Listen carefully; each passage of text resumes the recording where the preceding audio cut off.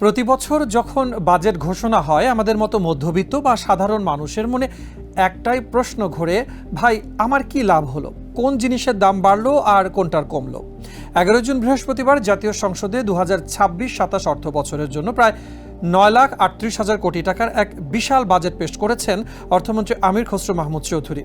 এবারে বাজেটের নাম দেওয়া হয়েছে গণতান্ত্রিক, মানবিক ও অন্তর্ভুক্তিমূলক অর্থনীতির অভিযাত্রা। মধ্যবিত্তের সবচেয়ে বড় চিন্তার জায়গা হলো বাজার দর। এবারের বাজেটে সবচেয়ে বড় সুখবর হলো সংসারের প্রতিদিনের খরচে কিছুটা স্বস্তি আসতে পারে।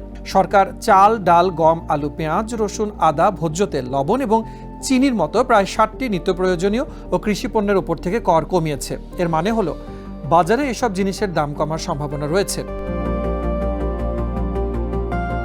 শুধু তাই নয়, যাদের ঘরে ছোট বাচ্চা আছে তাদের জন্য সুখবর আছে। গুঁড়ো দুধ বা শিশু খাদ্য আমদানিতে শুল্ক 15% থেকে কমিয়ে 10% করা হয়েছে। এছাড়া সব ধরনের মশলা ও খেজুরের দামও কমার কথা বলা হয়েছে। অর্থাৎ কিচেন মার্কেটে সাধারণ মানুষের জন্য বড় একটা ছাড় দেওয়া হয়েছে। এখন থেকে মেয়েদের অনার্স বা স্নাতক পর্যন্ত পড়াশোনার জন্য কোনো বেতন বা ফি দিতে হবে না। এটি নিম্ন ও মধ্যবিত্ত পরিবারের জন্য বিশাল এক স্বস্তি। শুধু পুঁথিগত বিদ্যা নয়, এখন থেকে ক্লাস 6 থেকেই ছেলে মেয়েদের হাতে কলমে কারিগরি শিক্ষা দেওয়া হবে, যাতে তারা পড়াশোনা শেষ করে নিজের পায়ে দাঁড়াতে পারে। পাশাপাশি দেশের সব শিক্ষা প্রতিষ্ঠানে ছাত্রছাত্রীদের জন্য বিনামূল্যে ইন্টারনেট বা ওয়াইফাই সুবিধা দেওয়া হবে। বাংলা ও ইংরেজির পাশাপাশি এখন থেকে স্কুলে আরেকটি তৃতীয় ভাষা শেখা বাধ্যতামূলক করা হচ্ছে। যারা সরকারি চাকুরি করেন তাদের জন্য অর্থমন্ত্রী বাজেট বক্তৃতায় বেতন বৃদ্ধির বড় এক ঘোষণা দিয়েছেন। বর্তমান বাজারের সঙ্গে তাল মিলিয়ে এই বেতন বৃদ্ধি তাদের মুখে হাসি ফোটাবে। মধ্যবিত্তের জন্য আরেকটা স্বস্তির খবর হলো করমুক্ত আয়সীমা বাড়ানো হয়েছে। করমুক্ত আয়সীমা 3.5 লাখ টাকা থেকে বাড়িয়ে 3,75,000 টাকা নির্ধারণ করেছে সরকার। এছাড়া সারা বছর ধরে রিটার্ন জমা দেওয়ার সুযোগ রাখা হয়েছে। সাধারণ মানুষকে ছাড় দিলেও ধনীদের উপরে করের চাপ বাড়ানো হয়েছে। যাদের আয় বছরে 3 কোটি টাকার বেশি তাদের এখন থেকে 35% হারে আয়কর দিতে হবে। অর্থাৎ যারা টাকা বেশি তাকে করও বেশি দিতে হবে। সাধারণ ছাত্র বাদে অন্য কেউ যদি ব্যাংক অ্যাকাউন্ট খুলতে যান তবে এখন থেকে TIN লাগবে। আর TIN থাকলে আপনাকে প্রতি বছর আয়কর রিটার্ন জমা দিতে হবে।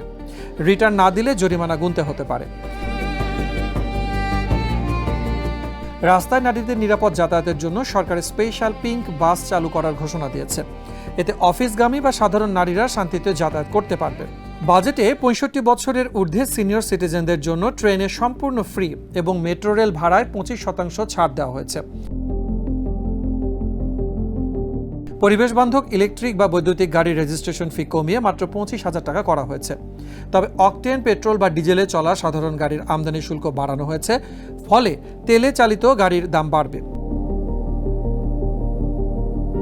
জুলাইয়ের ঐতিহাসিক ছাত্র জনতার অভ্যুত্থানে যারা শহীদ হয়েছেন তাদের পরিবারকে প্রতি মাসে 20,000 টাকা করে ভাতা দেওয়ার প্রস্তাব করা হয়েছে। যেসব বীর মুক্তিযোদ্ধা খেতাব পেয়েছেন তাদের পরিবারের ভাতাও এই বাজেটে বাড়ানো হয়েছে। এছাড়া দেশের সামরিক সক্ষমতা ও নিরাপত্তা নিশ্চিতে প্রতিরক্ষা খাতে বরাদ্দ 1,593 কোটি টাকা বাড়ানো হয়েছে। আপনি যদি ধূমপায়ী হয়ে থাকেন তবে আপনার জন্য দুঃসংবাদ। সব ধরনের সিগারেটের দাম বাড়ানো হয়েছে। বিশেষ করে সাধারণ মানুষের ব্যবহৃত কম দামি সিগারেটের দামও বেড়েছে। এর পাশাপাশি প্রথমবারের মতো নিকোটিন পাউচের ওপরও কর বসানো হয়েছে। বড় বড় অর্থনীতির কঠিন শব্দ বাদ দিলে 2026-27 সালের এই বাজেটকে বলা যায় সাধারণ মানুষের জন্য একটি আশা জাগানিয়া বাজেট। একদিকে চাল, ডাল, তেল ও শিশু খাদ্যের দাম কমিয়ে মধ্যবিত্তের বাজারের দুশ্চিন্তা কমানোর চেষ্টা করা হয়েছে।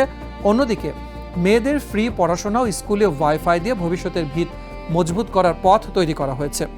ধনীদের উপরে কর বাড়িয়ে গরিবের উপরে চাপ কমানোর যে উদ্যোগ নেওয়া হয়েছে তা প্রশংসনীয়। এখন শুধু দেখার বিষয় খাতা কলমের এই সুন্দর বাজেট বাস্তবে কতটা কার্যকর হয় এবং আমরা সাধারণ মানুষ এর সুফল ঠিকমতো বাজার এবং জীবনে দেখতে পাই কিনা।